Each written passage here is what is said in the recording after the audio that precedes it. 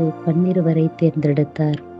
இயேசு மறுதலித்த பேதுரு, அவரை காட்டிக் கொடுத்த யூதாசு, அவருடைய உயிர்ப்பில் நம்பிக்கை கொள்ள தயங்கிய தோமா, கோபத்தில் பொங்கி எழும் இடியின் மக்கள் எனப்பட்ட யாக்கோப்பும் யோவானும், உரோமைகளுக்கு பணிபுரிந்த மத்தேயும், தீவிரவாதி எனப்பட்ட சீமோன்.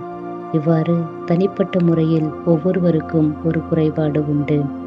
ஆம், இயேசு புனிதர்களை அல்ல, மனிதர்களையே தேர்ந்து கொண்டார்.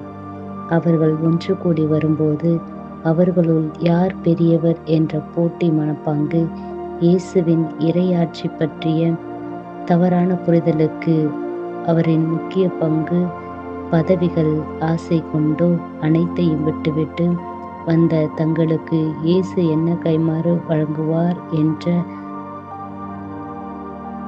வியாபார பார்வை என்று இவ்வளவு முரண்பாடுகளையும் ஒன்றிணைத்து அவர்களிடையே ஒற்றுமையை ஏற்படுத்தியது இயேசுவின் முன்னிலையில். நமது குடும்பங்களிலும் பங்குகளிலும் துறவற சமூகங்களிலும் விளங்கும் ஏற்ற தாழ்வுகளில் ஆண்டவரின் திருமுன்னிலையில் அடையாளம் கண்டால் நம்மையே நாம் ஒற்றுமையாகவும் உயிரோட்டமாகவும் வாழ வைக்கலாம்.